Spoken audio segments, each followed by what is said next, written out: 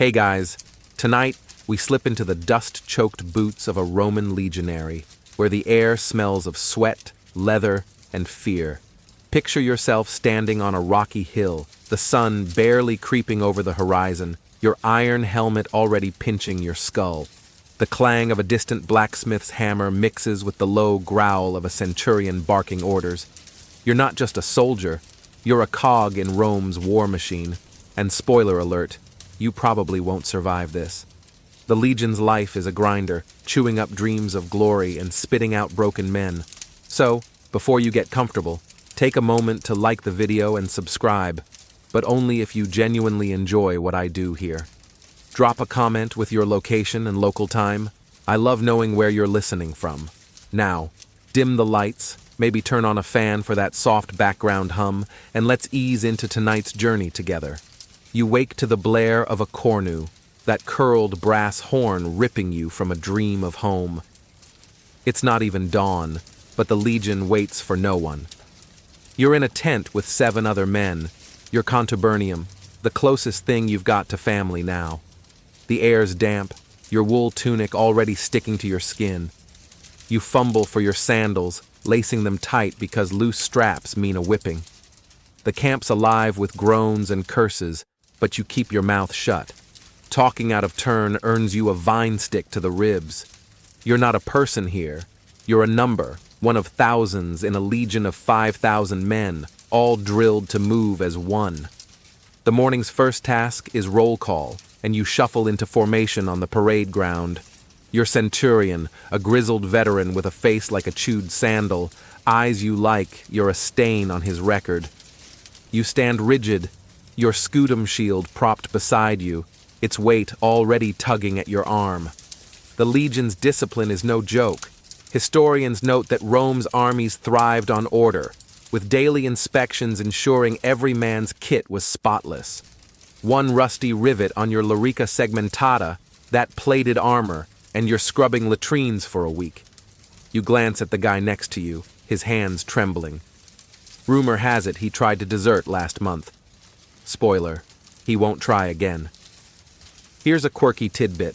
Legionaries sometimes used crocodile dung as a skin balm, believing it kept wounds from festering. Sounds like a spa treatment from hell, right? You're not rubbing that on your face, but you're desperate enough to consider it when the camp's flies start biting. Historians still argue whether this was widespread or just a weird fad among frontier troops. Either way, you're learning fast that survival means swallowing your pride, and maybe some questionable remedies. You march to the mess tent, your stomach growling.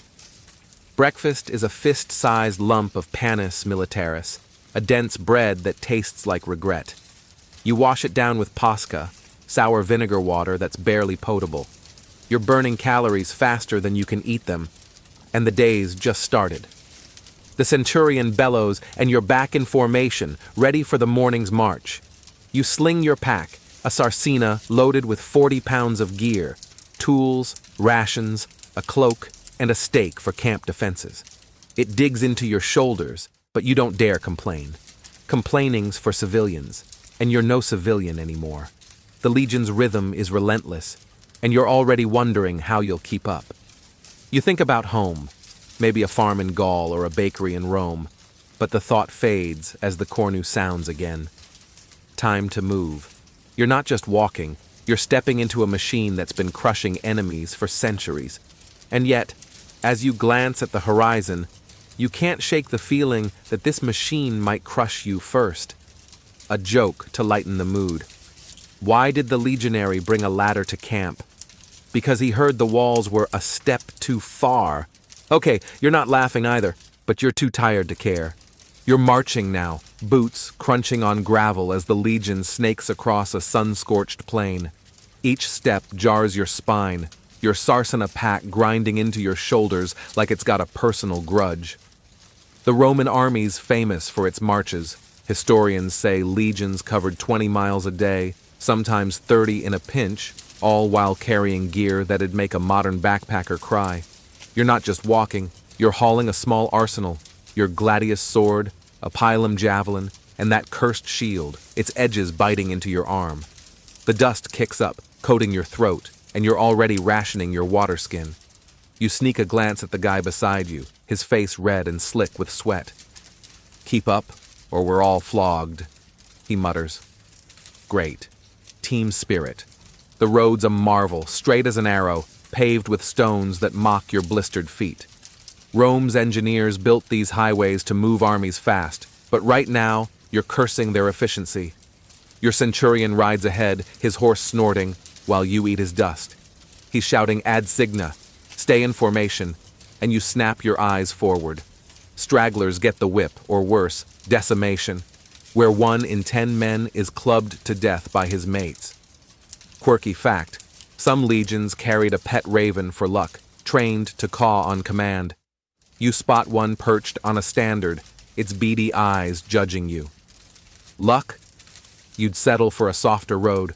Historians still argue whether legionaries marched in perfect sync or just kept a loose rhythm to save energy. Either way, you're struggling to match the pace. Your calves burn, and every mile feels like a personal insult. You pass a milestone, 13 miles to the next fort, and your heart sinks. The guy behind you starts humming a tune, probably to keep sane. You try to join in, but your dry throat chokes the notes. Instead, you focus on the horizon, where the road shimmers like a cruel mirage. The pack's straps are carving red welts into your skin, and you're tempted to loosen them. Bad idea. Last week, a recruit dropped his gear and got tied to a post for the night. You grip the straps tighter and keep moving.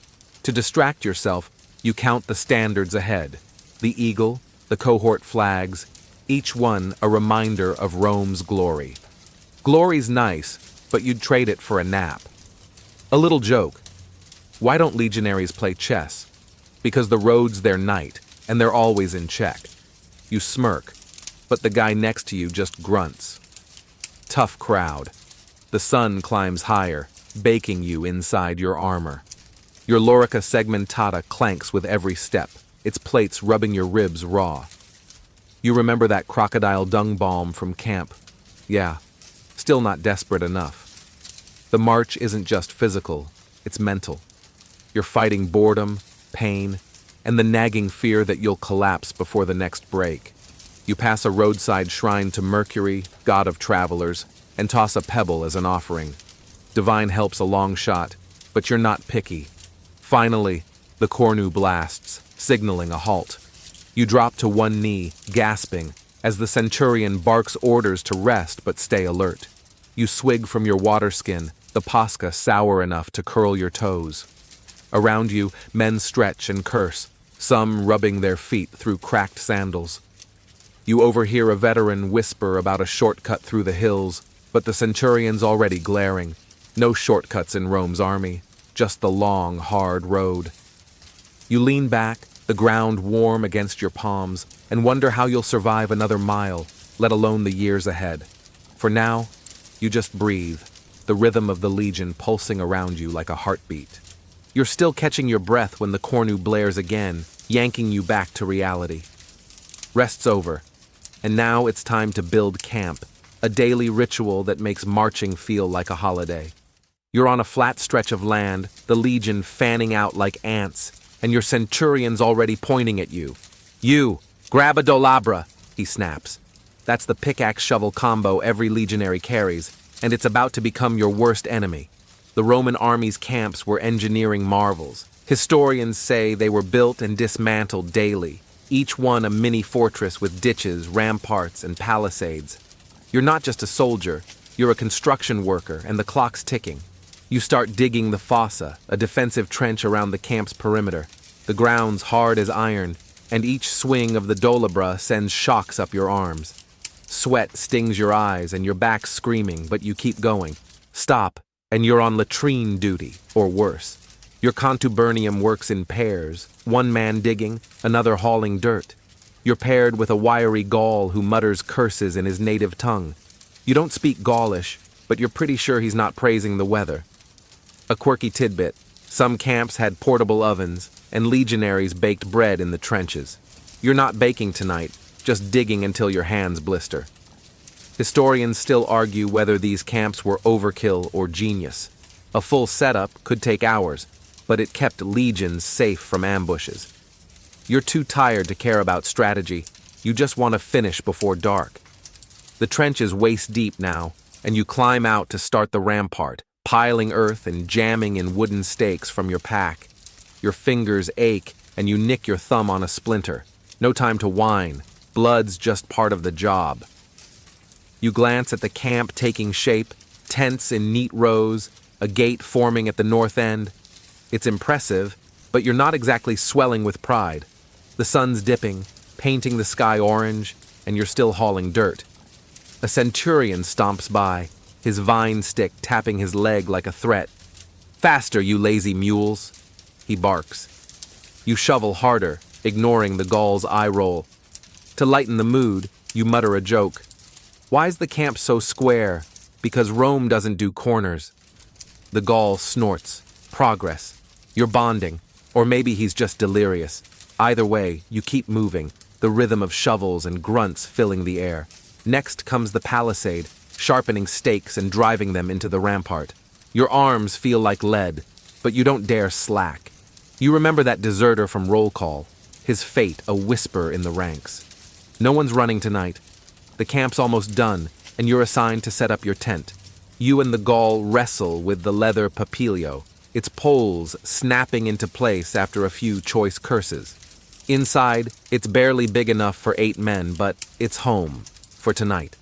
You toss in your gear, the sarcina finally off your shoulders, and collapse onto the ground. Dinner's a distant dream, but first, you're on sentry duty. You grab your pilum and trudge to the rampart, the night air chilly against your damp tunic. Stars prick the sky, and you hear an owl hoot. Bad luck, if you're superstitious. You're not, but you still touch the amulet under your armor just in case. The camp's quiet now, save for the crackle of watchfires. You lean on your javelin, eyes scanning the dark, and wonder how many nights like this you can endure. The legion's a machine, and you're a gear, grinding down with every turn. For now you stand guard, the weight of the day pressing on your chest like a stone. You're off sentry duty, but sleep's a distant hope. The centurion's whistle cuts through the dawn, signaling training, and your body groans as you roll out of the tent. Today's about combat, and the Roman army didn't mess around. Historians say legionaries trained harder than they fought, drilling until moves became muscle memory. You grab your wooden rudies, a practice sword twice the weight of your real gladius, and a wicker shield that feels like it's mocking your real scutum. You're headed to the training ground, a dusty patch outside the camp where bruises are the day's lesson plan. Your stomach's still grumbling from last night's measly gruel, and the morning chill makes your joints ache. You line up with your contubernium, facing a grizzled instructor who looks like he's carved from granite. He's barking about the testudo, the famous tortoise formation, but first, it's one-on-one sparring. You're paired with a stocky Spaniard whose grin says he's enjoying this too much. "Don't cry when I win," he taunts. You grip your rudies tighter and charge. The wooden blade smacks your arm and you stumble, pain flaring. He's fast, and you're learning the hard way that Roman training isn't about finesse, it's about endurance. You swing back, catching his shield, but he's already countering. By the time the whistle blows, you're sporting a purple welt on your thigh. Nice. Here's a quirky tidbit. Some trainers used hot wax to mark bad form, smearing it on recruits' arms as a humiliating badge. You're lucky. Your instructor just yells. "You fight like a drunk mule," he roars, and the Spaniard chuckles. You mutter a joke to save face. At least mules kick harder. No one laughs, but you're too sore to care. Historians still argue whether this brutal training built loyalty or just fear. You're leaning toward fear, especially when the instructor pairs you for another round. Next is formation drill, and you're in the testudo, shields locked above and around like a human tank. It's claustrophobic, the air thick with sweat and leather. You're in the front row, your shield arm burning as the instructor hurls blunt javelins to test your resolve. One glances off your scutum, rattling your teeth. Hold the line, he screams. You do, but your knees wobble. The formation's tight, but one weak link, like the guy behind you who's panting like a dog, could collapse it. You hiss at him to tighten up, and he does, barely. Teamwork's not optional here. The sun's climbing, and you're on to weapons practice. You heft a practice pilum, its blunted tip still heavy enough to bruise. You aim at a straw dummy 20 yards away, mimicking an enemy. Your throw's off, embedding in the dirt. The instructor's on you like a hawk. You'll be dead before you blink, he snarls. You try again, this time hitting the dummy's leg. Progress, but your arm's screaming. You think back to that crocodile dung balm. Maybe it had soothed these aches. Nope, still not that desperate. Training ends with a mock skirmish, your sentry against another. You're charging in formation, wooden swords clashing, and you take a hit to the ribs that knocks the wind out of you. You stagger but keep moving. Falling means extra laps. The whistle finally blows and you collapse, gasping. Your contubernium gathers, comparing bruises like badges. The Spaniard claps your shoulder. Not bad for a mule. You smirk, too tired to reply. A final joke. Why's training so rough? Because Rome wants soldiers, not philosophers. You're no philosopher, but you're starting to question your life choices. You limp back to camp, the day's heat settling in. Your welts throb, and you're dreading tomorrow's repeat. The Legion's molding you into a weapon, but it's breaking you down first. You glance at the eagle standard gleaming in the sun and wonder if glory's worth this pain. For now, you just want water and a moment to breathe. The camp's bustle pulls you back, and you brace for whatever's next.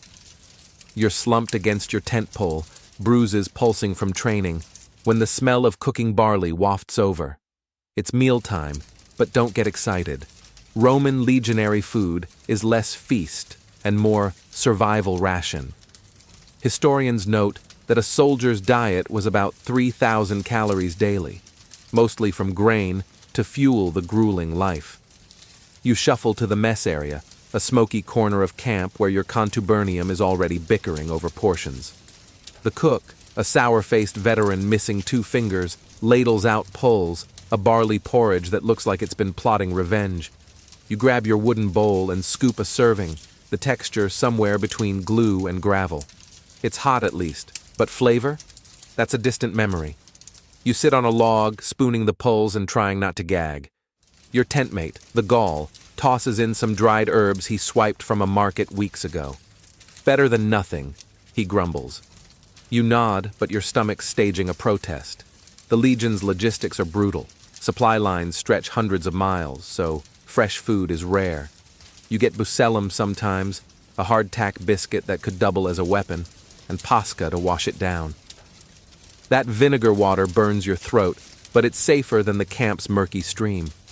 A quirky tidbit, legionaries occasionally ate laridum, a fatty bacon, but only officers got it regularly. You sniff the air, hoping for a whiff. Nope, just barley and despair. Historians still argue whether this diet kept soldiers lean or just malnourished. You're feeling the latter, your ribs a bit too prominent under your tunic. You chew slowly, dreaming of your mother's bread or a juicy fig. The Gaul nudges you, pointing to a rat scurrying past. There's your meat, he says. You force a laugh, joke number 1. Better than pulls, but I'm not that hungry. The others chuckle, and for a moment, the mood lifts. But hunger's a constant shadow, and you're burning more energy than this slop provides. You glance at the cook, who's now arguing with a recruit over a second helping. No luck. The Legion's strict about rations. You remember that crocodile dung balm from way back. At least you're not desperate enough to try it as seasoning. Yet. To distract yourself, you watch the camp's rhythm.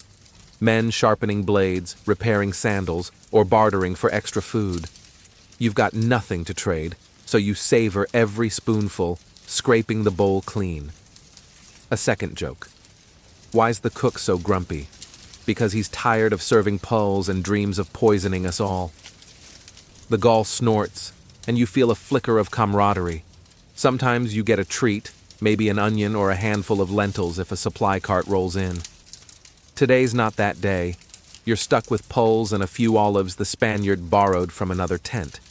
You pop one in your mouth, the salt a brief burst of joy, but the olives are gone too fast, and you're back to reality. The centurion's whistle signals the end of the meal, and you're up, rinsing your bowl with a splash of posca.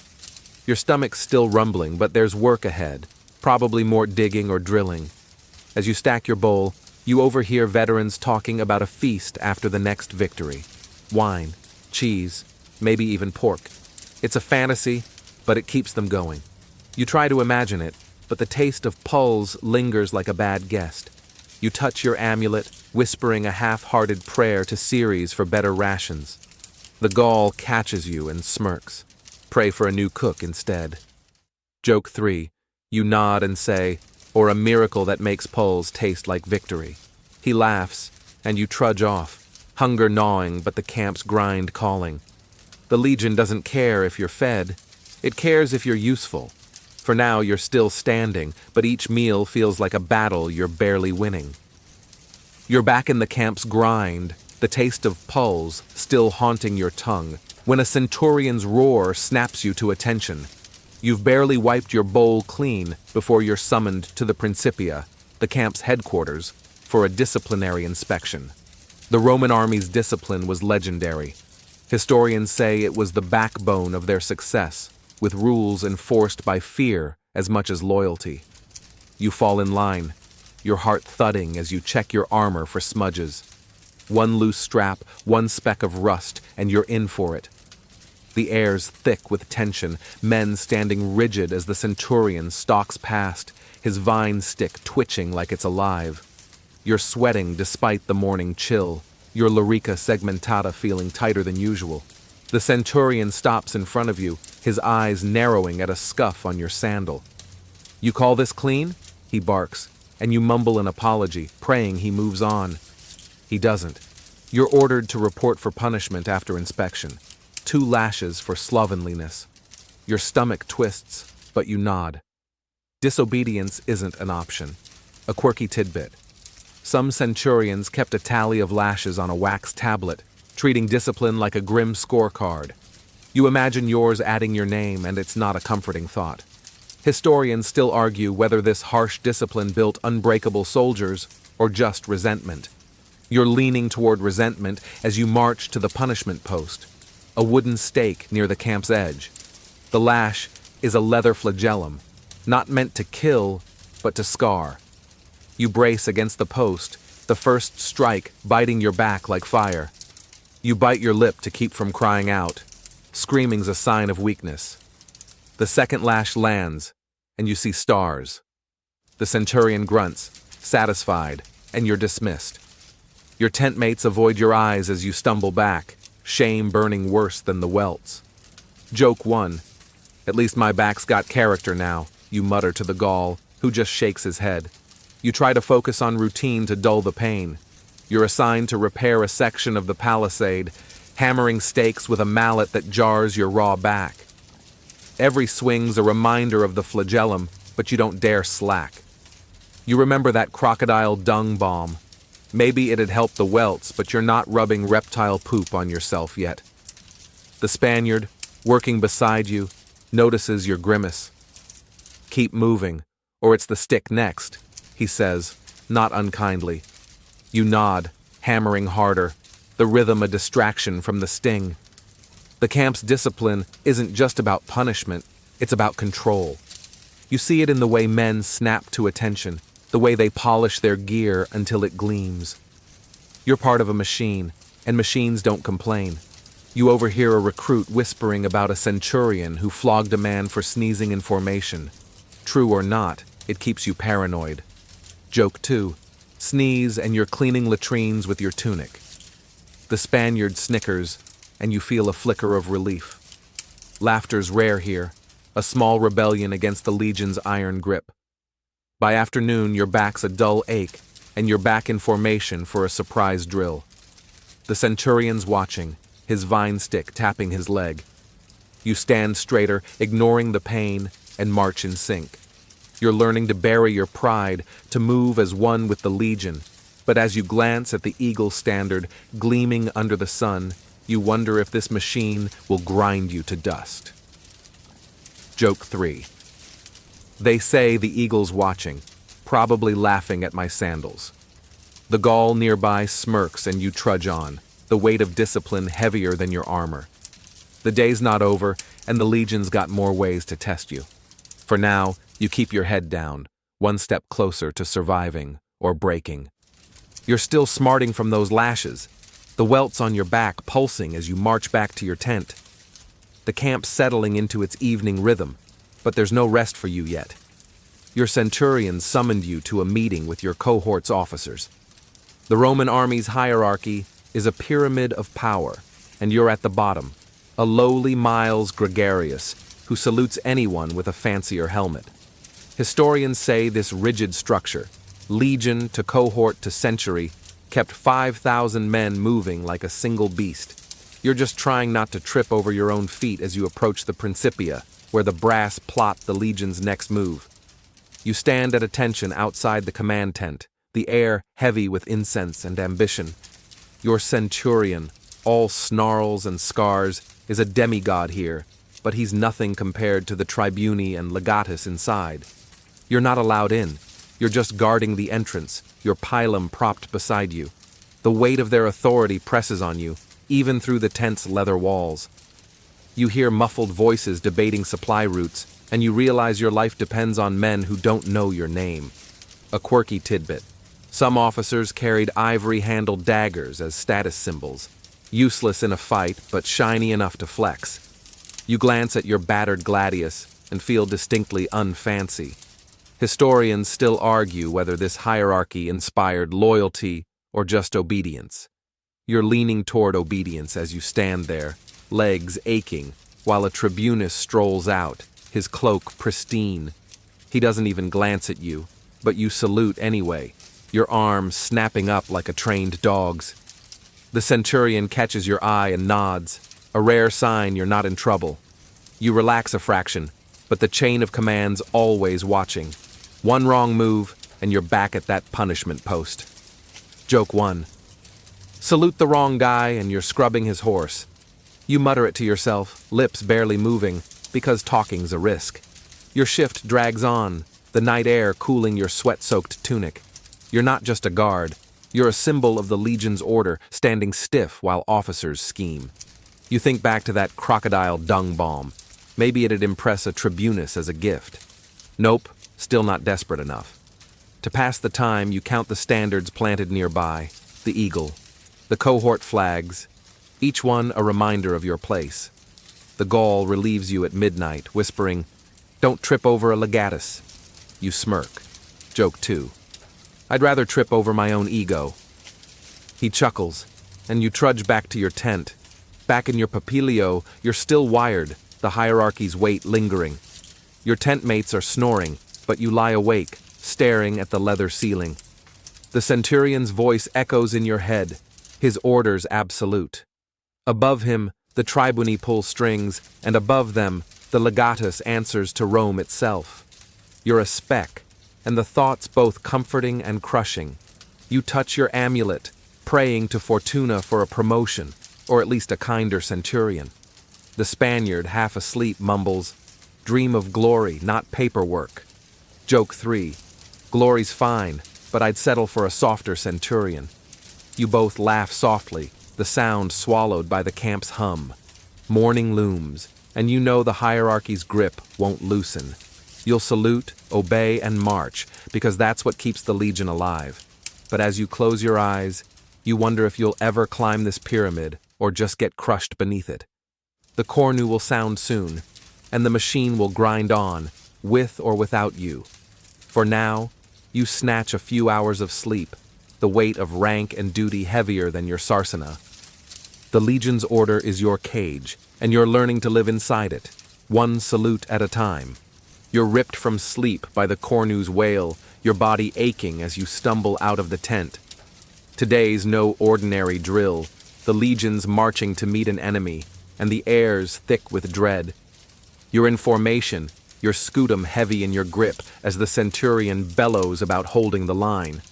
The Roman army's battles were brutal, disciplined affairs.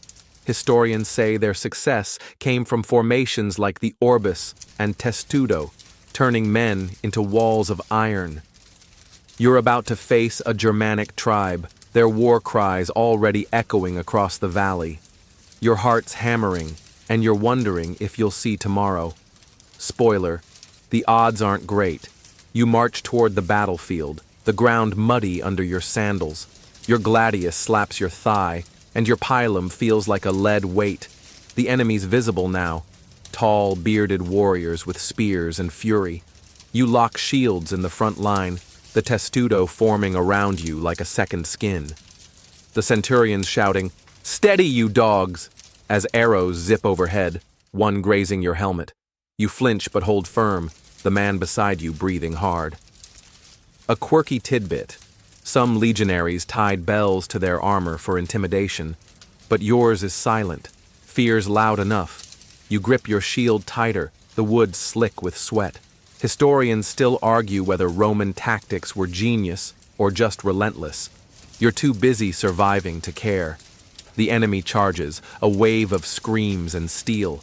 You thrust your pilum, aiming for a warrior's chest, but he dodges, and it sticks in the mud. You draw your gladius, slashing as a spear glances off your lorica. The clash is chaos. Metal on metal, men grunting, blood spraying. You stab, parry, and shove, your training kicking in. The Spaniard's on your left, his shield bashing a warrior's face. "Stay alive," he yells. Joke 1. Trying, but they're not inviting me to tea. You dodge a club, your arm burning from the shield's weight. The line holds, but it's a grind. You step over a fallen comrade, his eyes blank and swallow bile. No time to mourn. The next warrior's swinging an axe. You duck, thrusting your gladius into his side. He falls, and you're already facing another. Your world's a tunnel of violence, the legion's discipline your only anchor. You remember that crocodile dung bomb, useless now, unless it repels barbarians. The cornu sounds, signaling a push, and you surge forward, shields locked. Joke 2. Push harder, or we're all on latrine duty. The Gaul, on your right, grunts a laugh, and you keep moving. Hours blur into a haze of sweat and steel. Your arms are lead, your breath ragged. The enemy's thinning, but so is your line. You spot the eagle standard, still high, and it gives you a flicker of grit. Finally, the cornu blasts a retreat. For them, not you. The Germans fall back, leaving bodies and broken spears. You're standing, somehow, your scutum splintered but intact. The centurion's voice cuts through. "Regroup, you lazy curs!" You stagger into formation, checking for the Spaniard and Gaul.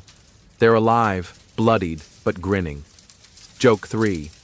We won, but my shield's filing for divorce. They chuckle, and you feel a spark of relief. You're not celebrating yet. The field's a mess. Wounded men moaning, officers shouting orders. You're tasked with securing the perimeter, your legs shaking as you patrol. The battle's won, but the cost is carved into your memory. Comrades gone, your hands trembling. You touch your amulet, thanking Mars for sparing you, but the victory feels hollow. The Legion's machine rolls on, and you're still in its gears, alive for now, but dreading the next fight. You glance at the horizon, the enemy's retreat a fading shadow, and wonder how many battles you can survive before the Legion claims you too. You're still shaking from the battle, your gladius crusted with blood as you trudge back to camp.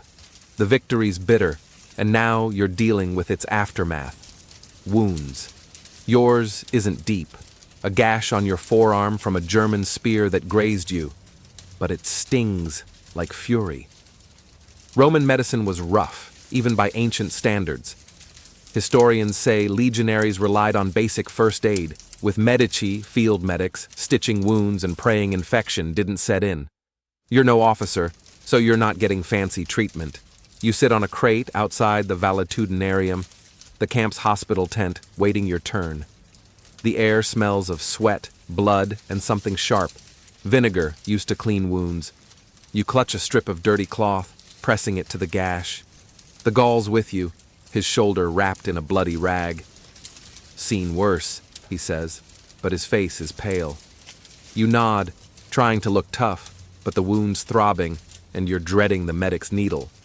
A quirky tidbit. Some legionaries believed honey stopped infections, smearing it on cuts like a sticky bandage. You'd kill for honey right now, but all you've got is pasca to rinse the wound. You pour it, wincing as it burns. Joke 1. This pasca's fighting harder than the Germans. The Gaul snorts, and you manage a weak grin. Historians still argue whether Roman medics saved more lives than they lost. Their tools, bronze scalpels, bone saws, look like torture devices. You're called into the tent, and the medicus is a grim-faced man with hands like leather.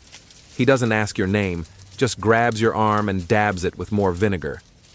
"Hold still," he grunts, threading a needle with coarse thread. You grit your teeth as he stitches, each tug like a hot poker. No painkillers here. Wines for officers. You think of that crocodile dung balm. Maybe it's not the worst idea. Nope, still not smearing it on an open wound. The medicus slaps a paste of garlic and herbs on the stitches, muttering about keeping spirits away. You're not sure if he means infection or actual ghosts, but you're too dizzy to ask. He sends you off with a warning. Keep it clean, or you're done. You stumble out, the Gaul taking your place. Outside, you see men worse off, limping, bandaged, or carried on stretchers. The valetudinarium's full, and the moans inside haunt you. You touch your amulet, praying to Asclepius for healing, but you're not holding your breath. Back at your tent, you try to rest, but the camp's buzzing. You're tasked with helping the wounded, carrying water to men too weak to move. One, a young recruit, has a fever, his leg wound oozing. You give him a sip of pasca, but his eyes are glassy. Joke 2, drink up, it's practically a spa treatment. He doesn't laugh, and you feel a pang of guilt. The Legion's a machine, and the wounded are gears that might not spin again. You remember the battle, the fallen comrade you stepped over, and wonder if this kid's next. By nightfall, your arms stiff, but you're back on light duty, sharpening blades for tomorrow's march. The Spaniard checks your stitches, nodding approval. "You'll live," he says. You shrug, not so sure. Joke 3. "Yeah, unless the medicus decides to stitch my mouth shut." He chuckles, and you feel a flicker of warmth. The camp's settling, but the valetudinarium's lamps burn late, a reminder of the battle's toll. You lie down, the pain in your arm a dull pulse, and stare at the tent's ceiling. The Legion's moving on, but wounds linger, and you're learning that survival's not just about dodging spears, it's about outlasting the slow grind of infection and neglect. For now, you close your eyes, the camps hum a grim lullaby. You're still nursing that stitched-up arm, the dull ache a constant reminder of the battle, when the cornu signals a new kind of hell, a siege. The legions camped outside a rebel stronghold, a walled town in Gaul that's spitting defiance at Rome. You're huddled in a muddy trench, the air thick with smoke and the stench of unwashed men. Sieges were a Roman specialty. Historians say they could starve or storm a city with terrifying efficiency, using tactics like blockades or massive siege towers. But for you, a grunt, it's just endless waiting, your nerves fraying as the enemy hurls insults and the occasional rock from the walls. You're crouched behind a wicker vinia, a movable shield meant to protect you from arrows. It's flimsy, and a well-aimed stone cracks it, making you flinch. Your job's to help build a rampart closer to the walls, hauling baskets of dirt under cover of darkness. Your arms screaming, but you shovel anyway. The Centurion's vines stick a bigger threat than the enemy. The Gauls beside you muttering about home. "Rather be herding goats," he says. You nod, the siege's monotony grinding you down. A quirky tidbit. Some legions use tortoises, actual turtles, as mascots during sieges, believing they symbolized stubborn defense. You'd take a turtle shell over this vinia any day. Historians still argue whether sieges broke the enemy's spirit or the legion's first. You're feeling the latter, your morale crumbling with every muddy step. The enemy's taunts echo, calling you Roman dogs, and you're tempted to shout back, but silence is discipline. You think of that crocodile dung bomb. Maybe it'd make the rebels flee in disgust. Nope, still not desperate enough. To pass the time, you carve a stick into a crude figure, a distraction from the hunger gnawing your gut. Joke 1. This stick's braver than me, it's facing the wall. The Gaul smirks, and you keep digging, the rampart growing inch by inch. Days blur into nights, the siege a suffocating routine. You're on night watch now, scanning the walls for movement. A rebel archer looses an arrow, and you duck, your heart racing. The Vinea takes the hit, splintering further. You curse under your breath, and the Spaniard nearby whispers, "Aim's as bad as our cook's." Joke 2. Yeah, but his arrows don't taste like pulls.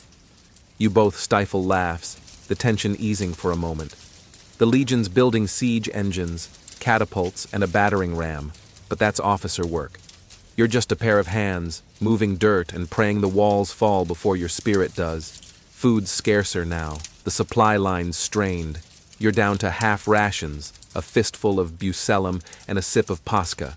Your stomach's a knot, and the cold seeps through your cloak. You overhear veterans talking about a breakout attempt, rebels sneaking through tunnels. You grip your gladius, the thought of close quarters fighting making your stitched arm throb. The centurion's voice cuts through. Stay sharp or your wall fodder. You nod, but the siege's weight is crushing. Boredom, fear, and hunger all at once. Joke 3. This siege is so slow, I'm aging faster than the walls. The Gaul chuckles, and you feel a spark of resilience. The cornu sounds, signaling a shift change. You crawl out of the trench, mud caking your sandals, and head to the camp for a few hours' rest.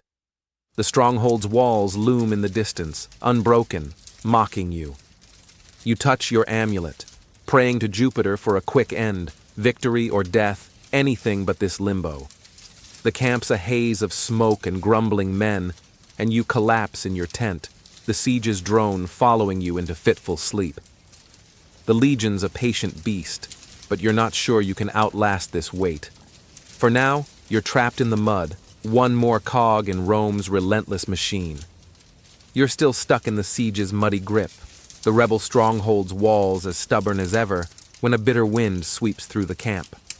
The weather's turning against you now, and it's a foe no gladius can fight.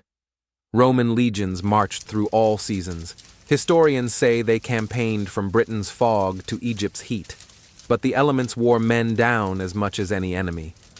You're shivering in your thin wool cloak, the damp seeping into your bones. Your sandals are caked with mud, and every step feels like wading through pulls. The centurion's barking orders to reinforce the trenches, but the cold's making your stitched arms stiff, each movement a dull stab.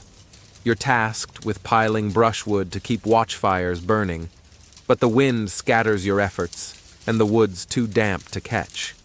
Your fingers are numb, and you're cursing the gods for this frozen hell. The Gaul's with you, his breath visible as he mutters about Gaulish winters being kinder. This is Jupiter's spite, he says. You nod, teeth chattering. A quirky tidbit. Some legionaries stuffed their sandals with straw for warmth, but it itched like mad. You try it, and it's like walking on a hedgehog. Better than frostbite, barely. You think of that crocodile dung balm. Maybe it'd burn for warmth. Nope, still not that desperate. Historians still argue whether weather shaped Roman campaigns more than strategy. Right now, you're sure it's winning. The camp's a misery of dripping tents and coughing men. The siege's grind worse in this chill. You're on night patrol, your cloak no match for the gusts. The rebel walls loom in the dark, their torches mocking your flickering fires. An arrow sails from the ramparts, landing short, but it keeps you jumpy. You grip your pilum, the cold metal biting your palm. Joke 1. If I freeze, use me as a siege tower. The Spaniard, patrolling nearby, snorts, and you feel a flicker of warmth. Figurative, not literal. Sleep's a cruel tease. Your tent's damp, the ground a sponge. You huddle with your contubernium, sharing body heat like a pack of miserable dogs. The wind howls, flapping the papilio's leather, and you're awake, staring at shadows. The centurion's voice haunts you. Weakness kills faster than spears. You pull your cloak tighter, but it's like wrapping yourself in wet parchment. Joke 2. This cloak's so useless, it's defecting to the rebels. The Gaul chuckles, and you're grateful for the distraction. You touch your amulet, praying to Aeolus for calmer winds, but the storm doesn't care. Daybreak brings no relief, just gray skies and sleet. You're back in the trench, reinforcing stakes as icy mud slides down your neck. Your arm's stitches itch, and you're paranoid about infection. The medicus warned you to keep it dry. Good luck with that. You overhear veterans griping about a winter campaign in Britannia, where men lost toes to frost. You check your sandals, half expecting your feet to betray you. The siege drags on, the weather an ally to the rebels, who taunt you from their warm walls. You're tempted to shout back, but discipline holds your tongue. By afternoon, you're hauling logs for a new vinia, your hands raw from the cold. The Spaniard slips in the mud, cursing, and you help him up. We're fish in a frozen net, he says. Joke 3. Yeah, but fish don't have centurions. You both laugh, the sound swallowed by the wind. The camp's morale is crumbling, men snapping over petty things like stolen rations. You keep your head down. The weather's weight is heavy as the legions.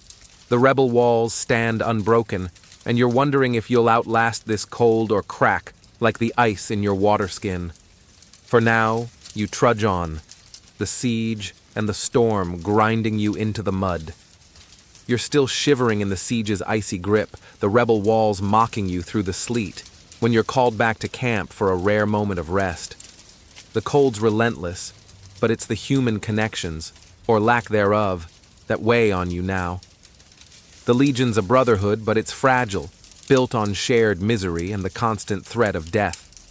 Historians say Roman soldiers formed tight bonds in their contubernium, the 8-man tent group, but those ties could snap under betrayal or loss. You're sitting by a sputtering watchfire, your contubernium huddled around, faces drawn from hunger and frost.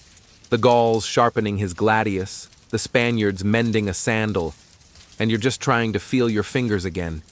You share a chunk of bucellum, passing it around like it's a sacred relic. The Spaniard tells a story about his village's harvest festival, his voice low and wistful. You try to picture it. Dancing, wine, anything but this frozen mud. But the image fades. You offer a tale about your mother's bread, warm and soft, and the Gaul nods, eyes distant. These stories are your currency, keeping you human. A quirky tidbit. Some legionaries carved dice from bone to gamble away their boredom, but cheating could spark a brawl. You've got no dice, just words, and they're barely enough. You think of that crocodile dung bomb. Maybe it'd make a good campfire story. Nope, still not desperate enough. Historians still argue whether these bonds were true loyalty or just survival instinct. You're not sure, especially when you catch the new recruit, a twitchy kid, eyeing the Spaniard's olives. Stealing's a flogging offense, and you glare until he looks away. Trust is a gamble here, and you're all one bad day from turning on each other. Joke 1. Steal my bacellum, and you're sleeping with the rebels. The Gaul chuckles, but the kid flinches, and you feel a pang of guilt. You're all fraying, the cold and siege chipping away at your patience. The fire's dying, and you're tasked with fetching more wood. You trudge to the supply pile, the wind biting your face. On the way, you overhear 2 veterans whispering about a man who sold secrets to the enemy for a bag of silver. He was caught, crucified outside camp. The story chills you more than the weather. Betrayal's a death sentence, and you're paranoid now, watching your tent mates' faces. Back at the fire, you toss in a log, sparks snapping. The Spaniard claps your shoulder. You look like you saw a ghost. Joke 2. Just saw my future, me, freezing forever. He laughs, and the warmth of his hand lingers. Night falls, and you're crammed in the papilio, the air thick with snores and the smell of damp wool. You lie awake, the kids nervous fidgeting keeping you on edge. You remember the battle, stepping over a fallen comrade, and wonder if you'd mourn these men or just move on. The Gaul shifts, muttering in his sleep about goats. You smile despite yourself. Joke 3. He's herding goats in his dreams, luckier than us. You whisper it to yourself, the tense darkness swallowing the sound. You touch your amulet, praying to Juno for unity, but the Legion's a harsh master, and bonds here are as brittle as the ice outside. Morning looms, and you know the siege will test these ties further. The centurion's whistle will sound, pulling you back to the trenches, where trust is all you've got against the enemy, and sometimes each other. You close your eyes, the fire's faint crackle a reminder of the fragile warmth you share.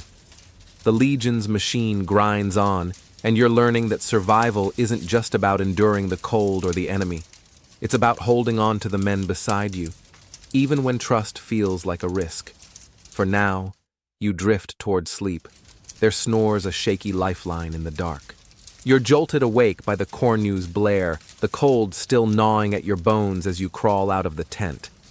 The siege drags on, but today's focus shifts inward. Religion, the Legion's spiritual glue. You're summoned to a ritual for Mars, god of war, a mandatory pause to keep divine favor on Rome's side. The Roman army leaned hard on religion. Historians say soldiers performed daily rites to ensure victory, from sacrifices to oaths. You're standing in a makeshift shrine, a wooden altar draped with red cloth, the air heavy with incense and the low chant of a haruspex. Your contubernium's with you, faces solemn, but you're all just praying for a quick ceremony and warmer weather. The haruspex, a priest with a knack for reading omens, slits a goat's throat, blood pooling on the altar. You wince but keep still. Disrespecting Mars is a flogging offense. He pokes through the entrails, muttering about favorable signs, but you're skeptical. A quirky tidbit. Some legions kept sacred chickens, believing their eating habits predicted battle outcomes. You spot a cage nearby, the birds pecking lazily. If they're your oracle, you're doomed. You think of that crocodile dung balm. Maybe it's a secret offering to Mars. Nope, still not rubbing it anywhere. Historians still argue whether these rituals boosted morale or just scared soldiers into obedience. You're feeling a mix of both as you kneel, muttering prayers you barely understand. The centurion's watching, his vine stick ready for anyone who falters. You clutch your amulet, a small bronze Mars figure, and whisper for protection. The Gaul beside you rolls his eyes but prays too. Better safe than cursed, he whispers. Joke 1. If Mars loves us, he'll send a campfire. You smirk, but the Heraspex's glare shuts you up. The ritual drags on, the cold making your knees ache. You're supposed to feel inspired, but you're distracted by hunger and the siege's weight. The Haruspex burns the goat's liver, the smoke stinging your eyes, and declares Mars pleased. You're not convinced, but you chant the final hymn, your voice blending with the legions. It's eerie, this unity, and for a moment, you feel part of something bigger. Then the wind howls, and you're back to reality. Mud, rebels, and a god who might not care. Joke 2. Mars is pleased, but my stomach's staging a revolt. The Spaniard stifles a laugh, and you're grateful for the shared defiance. After the rite, you're back on trench duty, hauling dirt to strengthen the siege line. The ritual's supposed to steel you, but the rebel taunts from the walls hit harder. You wonder if Mars is even listening or if you're just shouting into the void. The centurion barks, "Focus, you heathens!" And you shovel faster, your amulet bouncing against your chest. You remember the battle, the chaos of steel and screams, and hope Mars was watching then.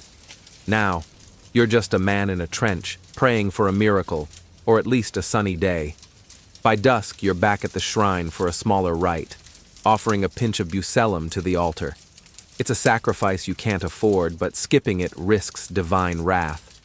The Gaul mutters about his old gods, forest spirits who don't demand goats. You nod, half jealous.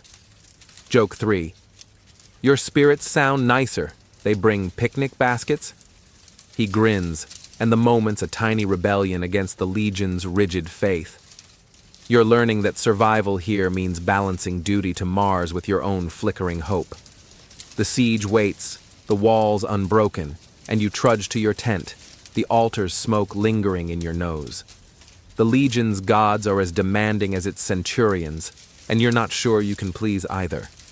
For now, you keep praying, one shaky offering at a time. You're trudging back from the Mars ritual, the incense still clinging to your tunic, when you're handed a rare task, writing a letter. The siege has slowed the Legion's pace, giving you a fleeting chance to scratch out words to home. Roman soldiers often wrote to families. Historians say letters on papyrus or wood tablets were a lifeline to the world beyond the Legion. You're crouched by a watchfire, a scrap of papyrus balanced on your knee, a reed pen in your trembling hand. The camp's hum surrounds you, men sharpening blades, the Gaul cursing a broken sandal. But you're lost in thoughts of home, a place that feels like a dream. You dip the pen in ink, a mix of soot and vinegar, and start writing. Mother, you begin, but the words stall. How do you describe the mud, the lashes, the battle's screams? You settle for simple truths. You're alive, you miss her bread, you hope the farm's thriving. The papyrus is small, and your handwriting's clumsy from cold and disuse. A quirky tidbit, some soldiers sealed letters with wax, pressing their signaculum ring for authenticity. You've got no ring, just a smudge of dirt to close the fold. You think of that crocodile dung balm. Maybe it'd make a quirky gift for home. Nope, still not sending that. Historians still argue whether these letters were heartfelt or just duty to kin.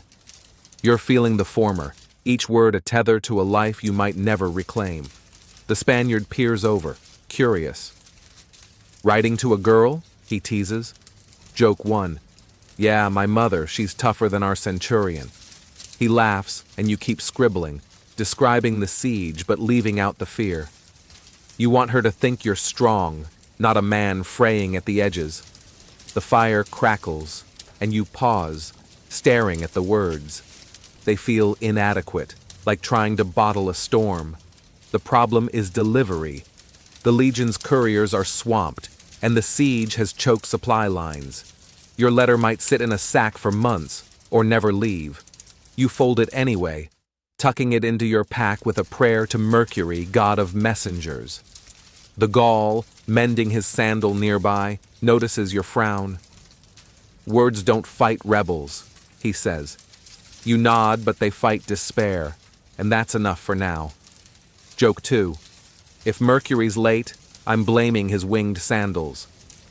The Gaul smirks, and you feel a flicker of connection, your contubernium a shaky anchor. The cornu sounds, pulling you back to duty. More trench work, more mud. You stow the papyrus, its weight heavier than your sarsana.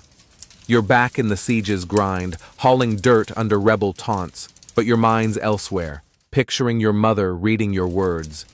You wonder if she'll cry or just nod and keep working, like you do. The centurion's voice snaps you to attention.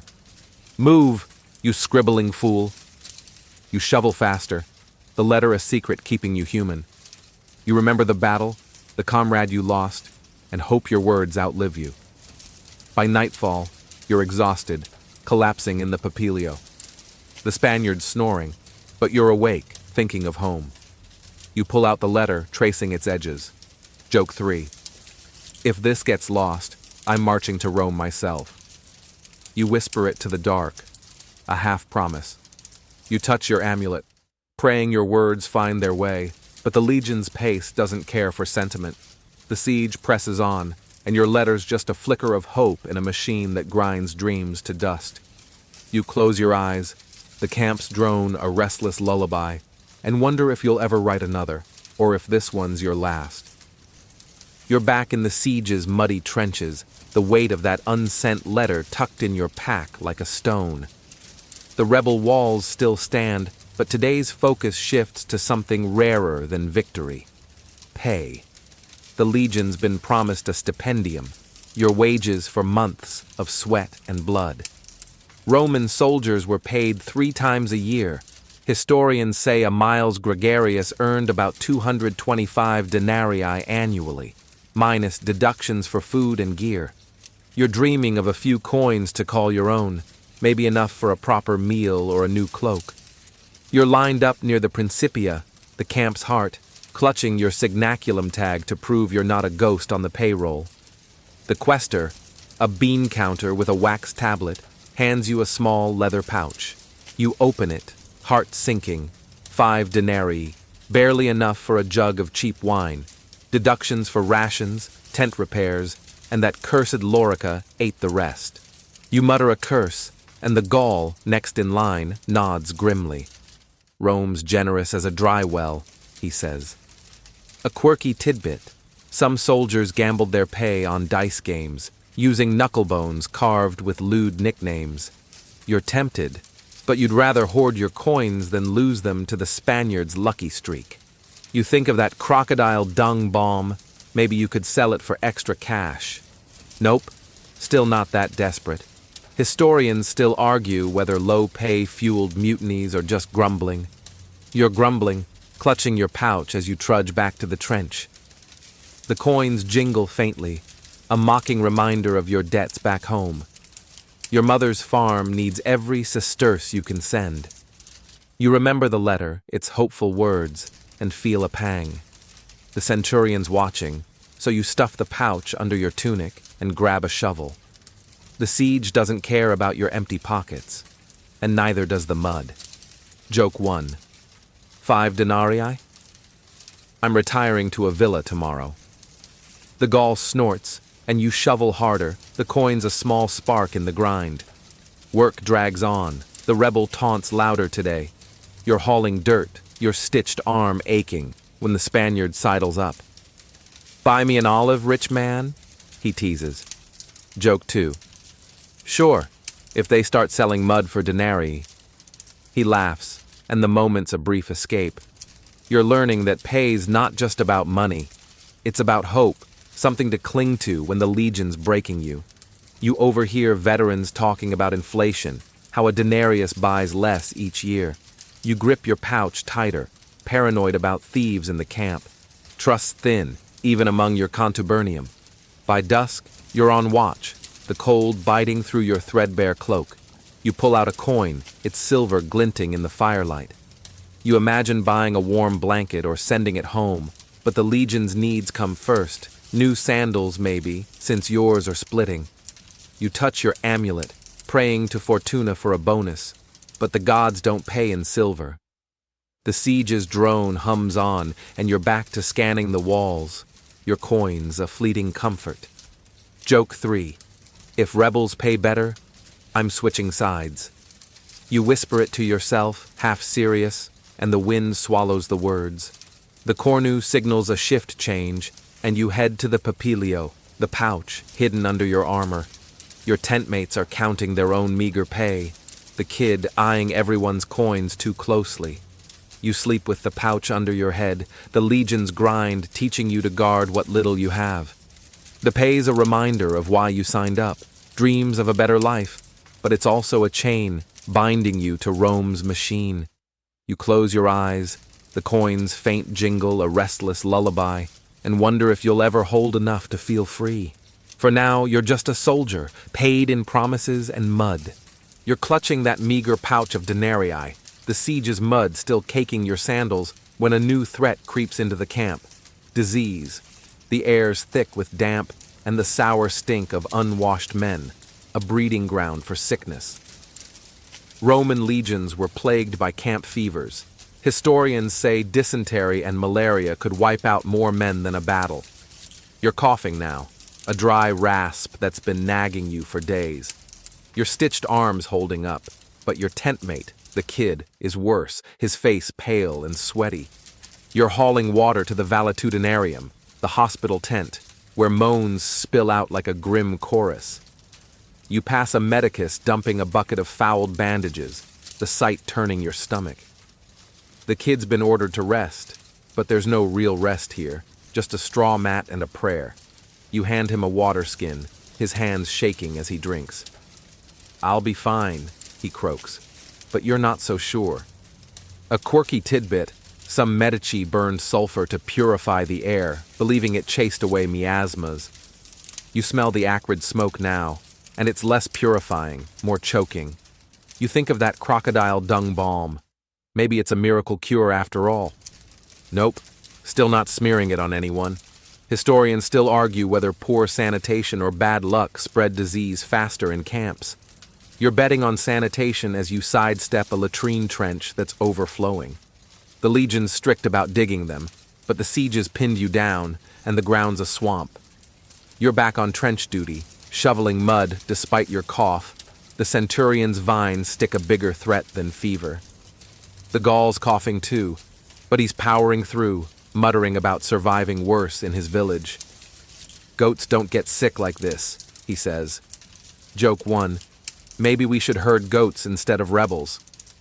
He smirks, and you keep digging, the damp air clawing your lungs. The valetudinarium's overflowing, men sprawled outside on cloaks. You spot a veteran you knew, his eyes sunken, a fever burning him up. You offer him pasca, but he waves it away. The medicus gave him a poultice of moldy bread, supposedly a cure, but it's not working. You remember the battle, stepping over a fallen comrade, and this feels worse, slower. The Spaniard joins you, his face grim. "Camp's a bigger enemy than the walls," he says. Joke 2. "Yeah, but the camp doesn't throw spears, just germs." He chuckles, but it's hollow, the disease's shadow looming over you all. You're on night watch now, the cold making your cough worse. The rebel walls glow with torchlight. Their taunts quieter tonight, maybe they're sick too. You wrap your cloak tighter, but it's no shield against the damp. You touch your amulet, praying to Salus for health, but the kid's fevered face haunts you. The cornu sounds, and you're relieved by a veteran who's coughing worse than you. The camp's a ticking bomb, and you're all trapped in it. Joke 3. If we all cough in sync, we'll scare the rebels. You mutter it to yourself, the humor a thin shield against fear. Back in the papilio, you check on the kid. He's asleep, but his breathing shallow. You leave him your water skin, a small gesture in a machine that doesn't care. The Gaul's awake, sharpening his gladius. "He's young," he says, like it's a diagnosis. You nod, the weight of disease heavier than your sarsana. The siege grinds on, but sickness is a stealthier killer, picking off men one cough at a time. You lie down, your own rasp keeping you awake, and wonder if you'll outlast this invisible enemy. The camp's hum is quieter tonight, punctuated by hacking coughs, a grim reminder that survival's not just about steel, it's about staying whole. For now, you close your eyes, the Legion's pulse a fevered heartbeat. You're still coughing, the camp's fever lingering like an unwanted guest, when whispers of mutiny ripple through the siege lines. The rebel walls stand unbroken, and the Legion's patience is fraying. Bad pay, worse food, and now disease have pushed men to the edge. Roman legions weren't immune to rebellion. Historians say mutinies flared when conditions turned brutal, like in 14 AD when German legions nearly toppled their officers. You're in the trench, shoveling mud with the Gaul, when you overhear veterans muttering about refusing orders. Your heart skips. Mutiny's a death wish, but the idea's seductive, like a spark in dry grass.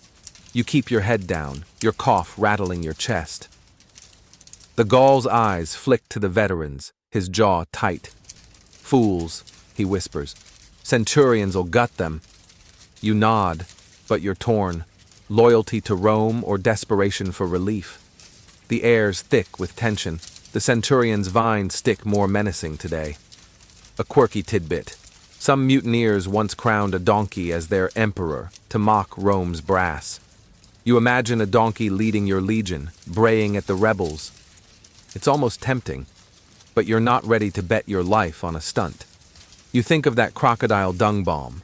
Maybe it'd calm the officers' tempers. Nope, still not that desperate. Historians still argue whether mutinies were driven by greed or genuine grievance. You're feeling the grievance, your 5 denarii a bitter memory as you shovel.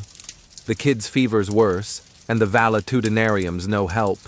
Mutiny's whisper promises change, but at what cost? You spot a veteran passing a scrap of papyrus, a secret pledge, and your stomach twists. Joining means crucifixion if caught. Staying loyal means more mud and misery. The Spaniard hauling dirt nearby catches your glance. Don't even think it, he warns. Joke 1. What? Me? I'm just digging my grave. He smirks, but his eyes are sharp, watching for trouble. The day grinds on, the whispers growing bolder. You're on watch at dusk, the rebel torches flickering across the walls. A group of veterans gathers near a vinaya, their voices low but heated. You grip your pilum, torn between reporting them or pretending you heard nothing. The Centurion's patrol passes, and the group scatters, but the seed's planted. You remember the battle, the comrade you lost, and wonder if loyalty's worth this endless grind. The Gaul relieves you, his face grim. Camp's a powder keg, he says. Joke 2. Yeah, and we're the sparks. You both laugh, but it's nervous, the mutiny's shadow looming. Night falls, and you're back in the papilio, the kid's fevered breathing filling the tent. The Spaniard's sharpening his gladius, a habit when he's tense. You pull out your amulet, praying to Jupiter for calm, but the camp's restless, men whispering in clusters. You overhear a plan, refuse trench duty at dawn, demand better rations. It's bold, suicidal, and you're not sure where you stand.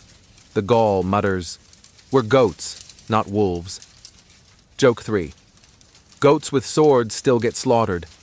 He nods, and you lie down, the mutiny's weight heavier than your sarsana.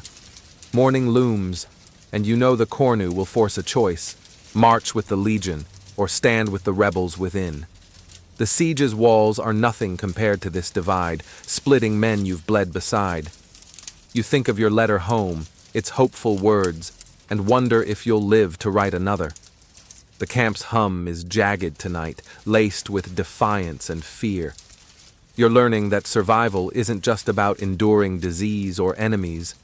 It's about navigating the cracks in your own ranks. You close your eyes, the whispers of mutiny a dangerous lullaby, and brace for a dawn that might break the legion before the rebels do. For now, you're still Rome's, but the spark's close, and you're not sure you can stay cold. You're awake before the cornu, the mutiny's whispers still buzzing in your ears like flies. The siege drags on, but today, the legion's celebrating. A rare victory parade for a skirmish 1 week ago, delayed by the rebel standoff. Roman triumphs were propaganda as much as parties. Historians say they boosted morale and reminded soldiers of Rome's glory. You're marching in formation through a nearby allied town, your larica polished to a dull shine, your cough suppressed by sheer will. The townsfolk line the streets, tossing wilted flowers and cheering, but their eyes are wary, like they're praising a chained beast. You're supposed to feel proud, but the glory's hollow. Your 5 denarii and the kid's fever weighing heavier than the eagle standard ahead. You grip your scutum, keeping step with the Gaul and Spaniard. The Centurion's up front, his helmet's red crest bobbing like a rooster's. The crowd's cheers are loud but thin, and you spot a child waving a tiny legion flag. You force a smile, but your stitched arm throbs, and the parade feels like a lie. A quirky tidbit. Some triumphs included soldiers painting their faces red to mimic Mars, but your legion's too tired for theatrics. You're just glad no one's suggesting that crocodile dung balm as war paint, though at this point, you're almost curious. Nope, still not that desperate. Historians still argue whether these parades unified legions or just distracted them from mutinous thoughts. You're feeling distracted, but the veterans' whispers from last night linger, their talk of refusing orders a quiet drumbeat. You march past a temple, its priests burning incense, and the scent mixes with sweat and dust. The Spaniard mutters, "They cheer now, but won't feed us." Joke 1. "Yeah, flowers don't taste like pulls." He snickers, and you keep marching, the town's stone walls a brief escape from the siege's mud. The parade loops through the market, where merchants hawk overpriced figs and wine. Your pouch of denarii feels lighter, just looking at them. The crowd thins, their cheers fading as you pass taverns where off-duty auxiliaries drink. You're tempted to slip away, but the centurion's vine stick is a hawk circling. You remember the battle, the comrade you stepped over, and wonder if this parade's for him or just Rome's ego. The cornu blasts, signaling a halt, and you stand rigid as the legatus drones about valor. His voice is drowned by a coughing fit from the ranks, yours barely stifled. Joke 2. "My lungs are saluting too." The Gaul smirks, but the centurion's glare shuts you up. The march resumes, and you're back in the camp by dusk, the cheers a fading echo. You're tasked with cleaning your gear, the polish rubbing your hands raw. The Spaniard's quiet, the parade's shine not reaching his eyes. "Glories for officers," he says. You nod, thinking of the kid, still fevered in the valetudinarium. The mutiny's spark feels closer now, the parade a weak bandage on a fractured legion. You touch your amulet, praying to Jupiter for strength, but the gods seem as distant as the crowd's applause. Joke 3. "If glory's this heavy, I'll stick to mud." The Gaul chuckles, and you feel a flicker of defiance. Night falls, and you're in the Papilio, the camp's hum laced with grumbling. The parade's left you restless, its promises of honor clashing with the siege's grind. You check your gladius, its edge a reminder of what's real, steel, not flowers. The legion's machine rolls on, and you're still a gear, but the cheers didn't fill your empty pouch or heal the kid. You lie down, the parade's fleeting glow swallowed by the dark, and wonder if glory's just another trap. The siege waits, and so does the mutiny's whisper, both pulling you deeper into Rome's relentless heart. For now, you close your eyes, the camp's pulse a bitter lullaby. You're still reeling from the parade's empty cheers, the siege's mud pulling at your sandals, when the cornu signals another march. The rebel walls haven't fallen, but the legion's moving to a new camp, and you're dreaming of retirement, a distant mirage. Roman soldiers served 25 years. Historians say only half survived to see their onesta missio, the discharge that promised land or a pension. You're barely a few years in, your body already a map of scars and aches. You're packing your sarsana, the 40-pound load biting your shoulders as the camp dismantles around you. The kid's still in the valetudinarium, too weak to march, and you're wondering if you'll outlast him, or the legion itself. You trudge in formation, the Gaul and Spaniard flanking you, the road stretching into a gray horizon. Your cough's quieter today, but your stitched arm throbs with every step. Retirement's a fantasy you whisper to keep going. A farm, a wife, no centurions. But the odds are grim. Disease, battles, or a stray arrow could end you first. A quirky tidbit. Some veterans got land in frontier colonies, only to find it was swamp or bandit country. You imagine retiring to a bog, fending off wolves with your gladius. You think of that crocodile dung balm. Maybe it'd fertilize your dream farm. Nope. Still not dreaming that desperately. Historians still argue whether the promise of retirement kept soldiers loyal or just strung them along. You're feeling strung, the legion's grind making 25 years seem like a cruel joke. The centurion's barking, "Keep pace, you slugs," and you adjust your pack, the straps carving welts. The Spaniard mutters about his uncle, a retired veteran who drinks away his pension. "Better than dying," he says. Joke 1. "Yeah, I'll retire with a barrel of Posca." He snickers, and you march on, the road's dust coating your throat. The new camp's a day's march away, and you're counting miles to stay sane. You pass a milestone, 15 miles to go, and your heart sinks. The Gaul's humming a tune, probably about goats, and you try to join in, but your voice cracks. You remember the mutiny's whispers, the veterans' defiance, and wonder if they're marching now or plotting in the ranks. The eagle standard glints ahead, a reminder of Rome's grip, but it's hard to care when your sandals are splitting. Joke 2. If I retire, I'm burning these sandals first. The Gaul nods, and you feel a spark of camaraderie, thin but real. By dusk, you're setting up the new camp, digging trenches despite your aching back. The centurion's vine stick hovers, and you shovel faster, the dream of retirement fading with each scoop. You overhear a veteran calculating his years, 7 left if he's lucky. You do the math, 22 for you, a lifetime. The valetudinarium cart rolls by, the kid's face visible, still pale. You touch your amulet, praying to Fortuna for his recovery and your own endurance. The siege's shadow follows you, the rebels a distant threat compared to the years ahead. Joke 3. Retirement so far, I'll need a new amulet. The Spaniard chuckles, and you hammer a stake, the camp rising like a grim promise. Night falls, and you're in the papilio, the new camp's damp air seeping through the leather.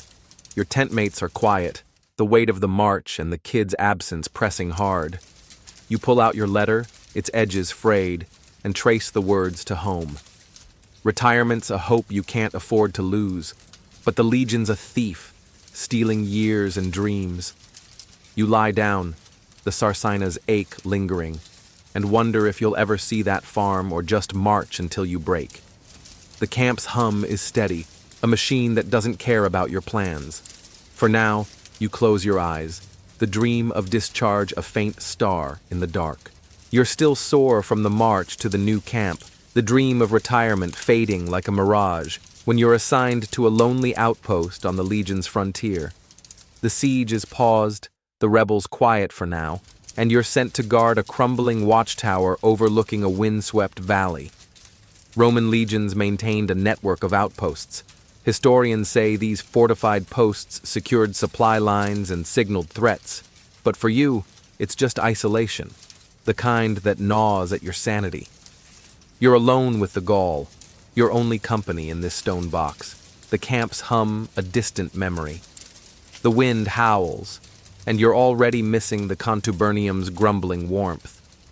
You lean against the tower's rough wall, your pilum propped nearby, scanning the valley for movement. Nothing but scrub and shadows. Your lorica feels heavier out here, the cold seeping through its plates. The Gaul's carving a stick, his breath visible in the chill. This is exile, he mutters. You nod, your cough flaring in the dry air. A quirky tidbit. Some outposts had pet dogs, trained to bark at intruders. You'd kill for a dog's company, but all you've got is the Gaul and a creaky signal fire. You think of that crocodile dung balm. Maybe it'd keep wolves away. Nope, still not desperate enough to test it. Historians still argue whether outposts hardened soldiers or just broke their spirits. You're leaning toward the latter, the silence louder than any centurion's shout. You're supposed to stay alert, but your mind wanders. To the kid's fever, the unsent letter, the mutiny's whispers. The Gaul tosses his carved stick into the fire, the crackle startling you. You think too much, he says. Joke 1. Yeah, it's all I've got besides this view. He smirks, and you check the horizon again, the valley's emptiness a mirror for your own. Days blur into nights, the routine numbing. You take turns sleeping, one man always watching. The Gaul's stories about his village keep you sane, tales of goat races and forest gods. You share one about your mother's garden, the memory sharp enough to sting. The tower's walls are scratched with names of soldiers long gone, and you're tempted to add yours, a mark against oblivion. The cornu's too far to hear, and you're starting to forget the camp's rhythm. Joke 2. If we're here long enough, I'm naming this tower Poles. The Gaul laughs, and you feel a flicker of defiance against the loneliness. A supply cart arrives, dropping bucellum and a skin of pasca. The driver warns of bandits, and you grip your gladius tighter. Night falls and you're on watch, the stars cold and sharp. An owl hoots, bad luck if you're superstitious. You touch your amulet, praying to Janus for protection, but the valley's silence feels like a trap. You remember the battle, the chaos of steel, and wonder if you'd welcome a fight just to feel alive. The Gaul wakes, relieving you, and you huddle by the fire, the outpost's weight pressing on your chest. Joke 3. This tower's so quiet, I'm arguing with the wind. He grunts, and you curl up, the stone floor no comfort. Dawn breaks, and you're back to scanning the valley, your eyes gritty from sleeplessness. The Gaul's carving again, a crude goat taking shape. You're learning that survival out here isn't about strength, it's about enduring the void, the hours that stretch like years. The Legion's machine feels distant, but its grip is iron, tying you to this post. You think of the kid, the parade's hollow cheers, and wonder if you'll return to camp or fade into the valley's dust. For now, you stand guard, the winds howl your only song, and brace for another day of nothing that might break you. You're back in the Legion's muddy embrace, relieved from the outpost's lonely vigil, but the reprieve is short-lived. Today, you're hauling stones for a bridge, one of Rome's engineering marvels that keep the empire's arteries flowing. Roman legions were as much builders as fighters. Historians say they constructed roads, bridges, and aqueducts that lasted centuries, often under brutal conditions.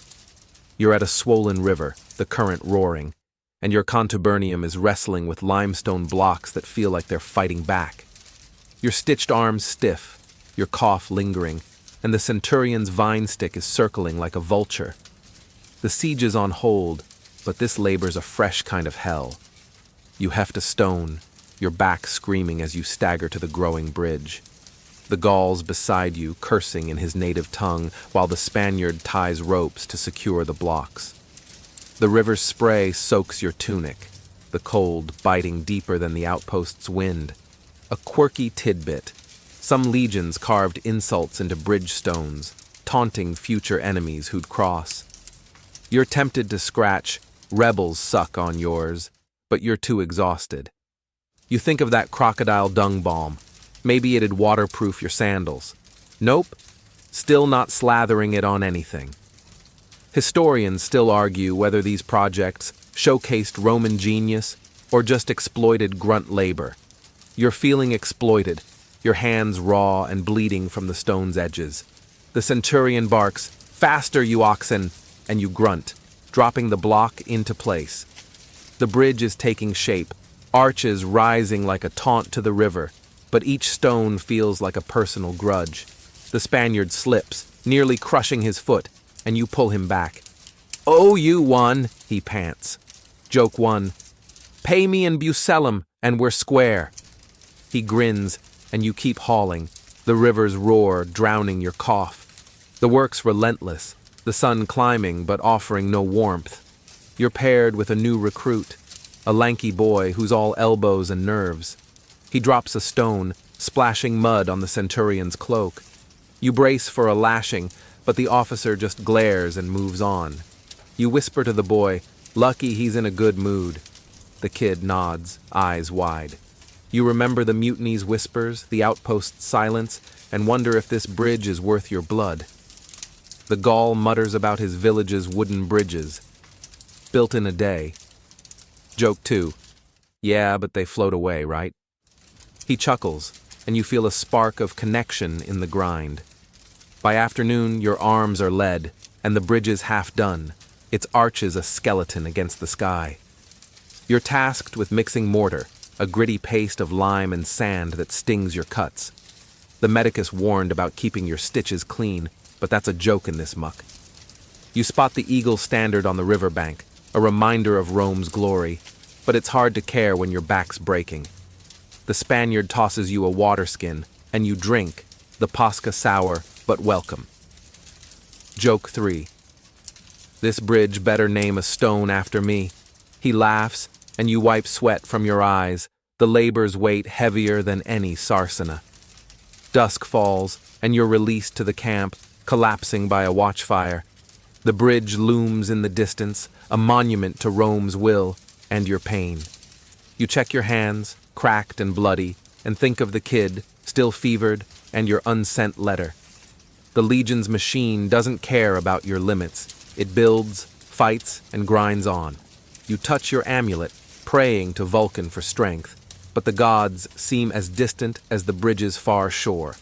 The camp's hum surrounds you, men groaning about sore muscles, and you're learning that survival's not just about battles. It's about outlasting the labor that builds an empire. For now, you close your eyes, the rivers roar a restless lullaby, and brace for another day of breaking your body for Rome.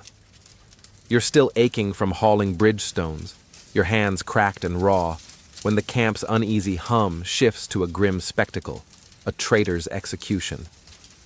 The siege is stalled, but discipline never sleeps, and a deserter's been caught, someone who fled during a night patrol and was dragged back in chains.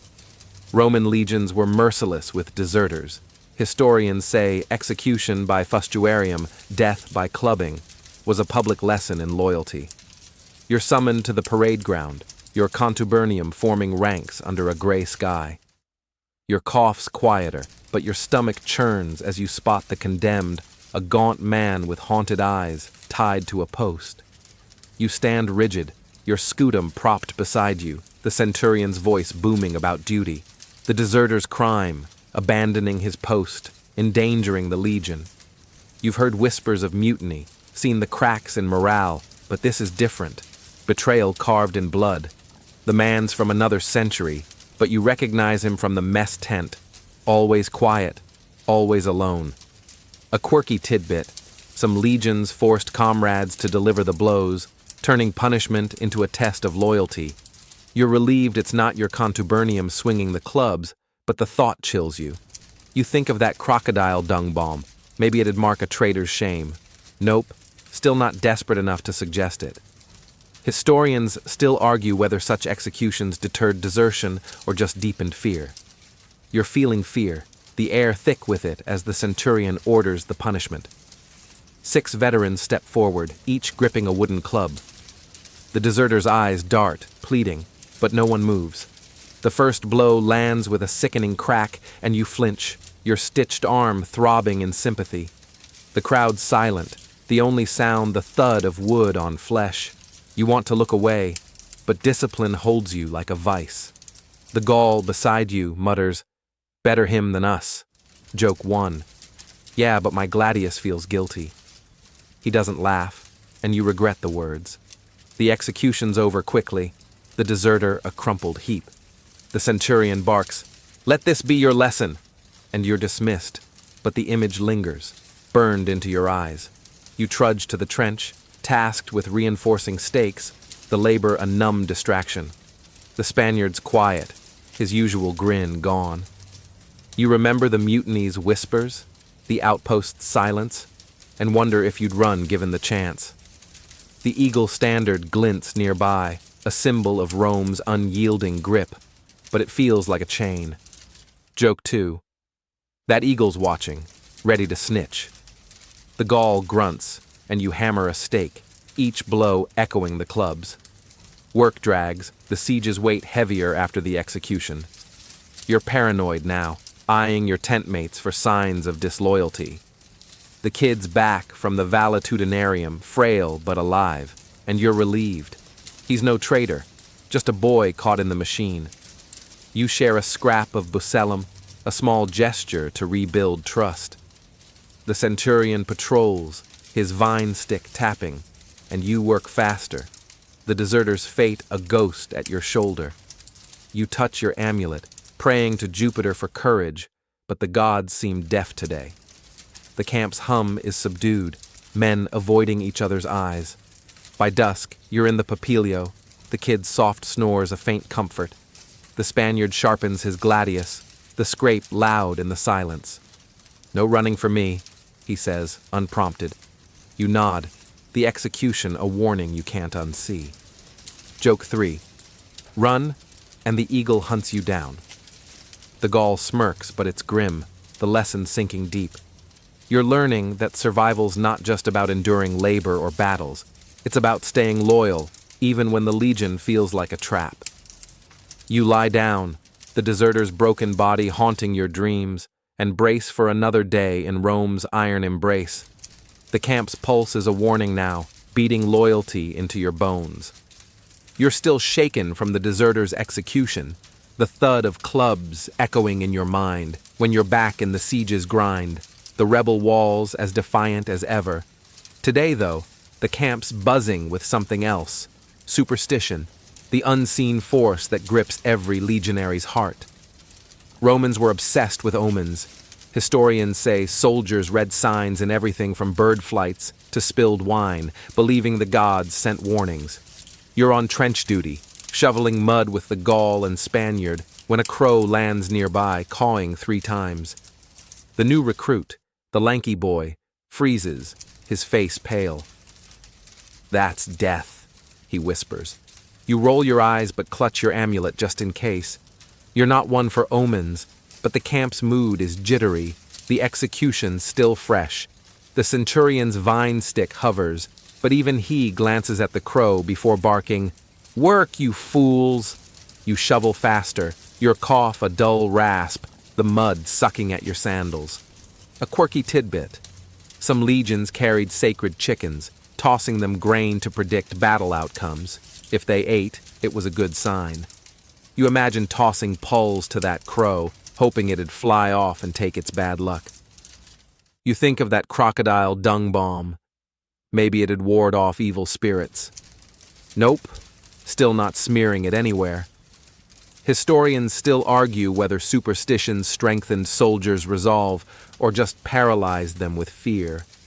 You're feeling the fear, the crow's caw nagging at you as you work. The kid's back, frail but marching, and he's muttering prayers to Mercury, his hands trembling. You want to tell him it's just a bird, but the Legion's taught you to hedge your bets. You touch your Mars amulet, whispering for protection, and notice the Gaul doing the same with a carved stone. "Better safe," he grunts. Joke 1. If crows predict death, I'm already a ghost. He smirks, but the boy's eyes widen, and you regret the quip. The day drags, omens piling up. A stake snaps as you hammer it, and the Spaniard curses, saying it's a sign of betrayal. You're paranoid now, remembering the mutiny's whispers and the deserter's fate. The trench feels like a trap, the rebel walls watching like judgmental gods. You spot a cloud shaped like a spear, and your heart skips. Another bad sign, or just your tired eyes? The centurion's shout pulls you back. "Stop gawking, you idiots!" You shovel, but the crow's caw lingers. Joke 2. If clouds are omens, I'm dodging lightning next. The Gaul chuckles, and you feel a flicker of relief, the humor a shield against the camp's dread. By dusk, you're on watch, the rebel torches flickering across the valley. A bat swoops low, and the boy, relieving you, gasps, saying it's a curse. You're tempted to laugh, but the execution's weight and the camp's fever make every shadow feel alive. You touch your amulet again, praying to Fortuna for clarity, but the night's heavy with signs you can't read. The Spaniard joins you, his gladius gleaming. "Ignore the bats," he says. Joke 3.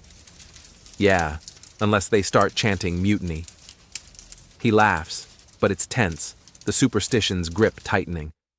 Back in the Papilio, the kid's praying, the Gaul's carving his stone, and you're staring at the tent's ceiling, the crow's caw replaying. You pull out your unsent letter, its words a tether to a world without omens.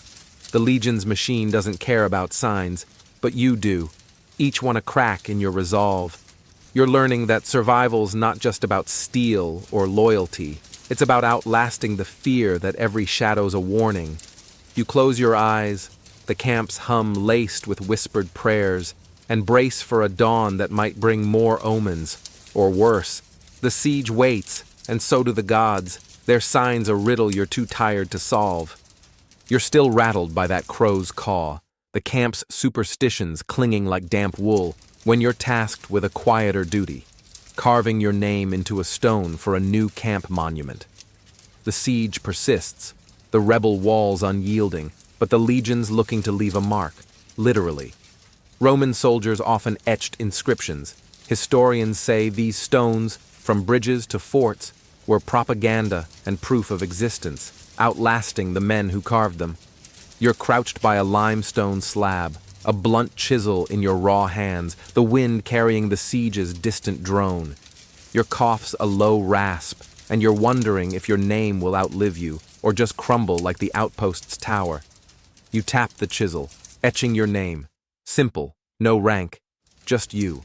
The stone's hard, each strike jarring your stitched arm, but there's a strange calm in the work. The Gaul's nearby, carving his own slab, his strokes deliberate. "For my goats to read," he mutters. You smirk, but the act feels heavier than it should. A claim against oblivion. A quirky tidbit. Some legionaries added cheeky epithets like "slew 10 barbarians." You're tempted to carve "survived pulls," but the centurion's watching and humor's a risk. You think of that crocodile dung balm. Maybe it'd polish the stone. Nope, still not desperate enough to try. Historians still argue whether these inscriptions were for pride or just orders. You're feeling a mix, the chisel grounding you as you trace each letter. The kid's back on light duty, his fever eased, and he's watching, too weak to carve. You offer him your water skin, and he nods, a ghost of a smile. You remember the deserter's execution, the mutiny's whispers, and wonder if this stone's your only legacy. The Spaniard joins, his own slab done. "Yours better not outshine mine," he teases. Joke 1, mine says better than Spaniard. He laughs, and you keep carving, the stone's dust coating your fingers. The day's quiet, a rare pause in the siege's grind. You're not in the trench, not hauling stones, just carving, but the legion's weight is still there. The eagle standard looms nearby, its shadow long, and you're struck by how small your name looks. 4 letters against Rome's sprawl. You think of your unsent letter, its words to your mother, and hope she'd be proud of this mark, even if it's just a speck in the empire. The Gaul finishes, his stone rough but honest. "Good enough," he says. Joke 2. "Yeah, unless the rebels use it for target practice." He snorts, and you feel a flicker of warmth, the task a brief tether to purpose. Dusk falls and you're done, your name stark against the limestone. The centurion inspects, grunting approval, and you're dismissed to the papilio. The kid trails you, still shaky but curious about the stones. "Will they remember us?" he asks. You shrug, unsure, but the question lingers. You touch your amulet, praying to Minerva for permanence, but the gods don't carve stone. They leave that to grunts, like you. The camp's hum is softer tonight, men talking about home, legacy, anything but the siege. Joke 3. "My stone's my retirement plan, famous forever." The Spaniard chuckles, but it's wistful, the future a shadow you can't outrun. You lie down, the chisels ache in your hands, and stare at the tent's ceiling. The stone's done, but the siege waits, and so does the legion's machine, grinding dreams to dust. You're learning that survival's not just about enduring omens or battles. It's about leaving something behind, even if it's just a name scratched in limestone. You think of the kid, the bridge, the crow, and wonder if any of it matters. The camp's pulse is steady, a rhythm of men clinging to meaning. You close your eyes, the stones wait a faint anchor, and brace for a dawn that might erase you before your name stands tall.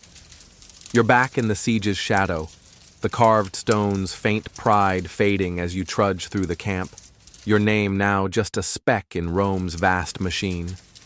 The rebel walls still loom, but tonight you're off duty, lying under a rare clear sky, the stars sharp above the muddy trenches.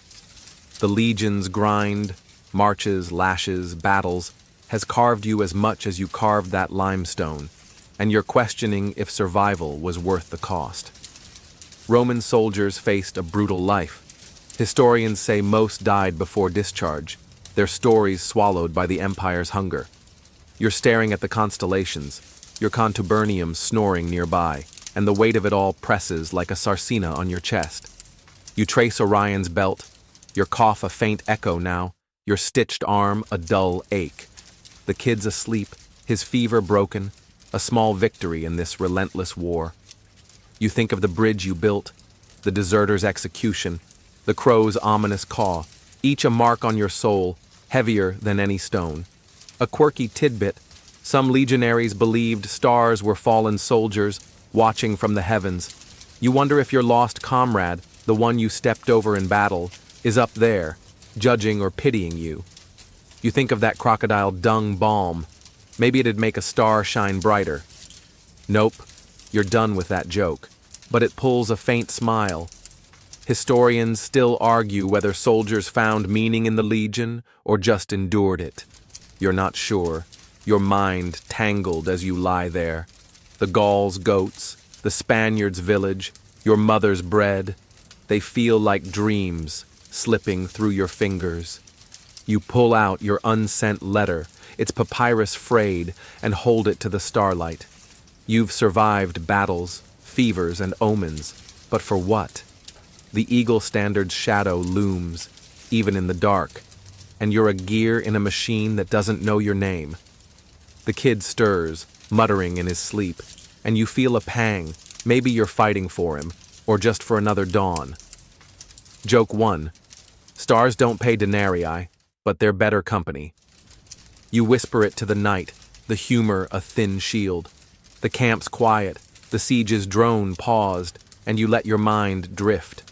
You remember the parade's hollow cheers, the outposts' crushing silence, the mutiny's dangerous spark.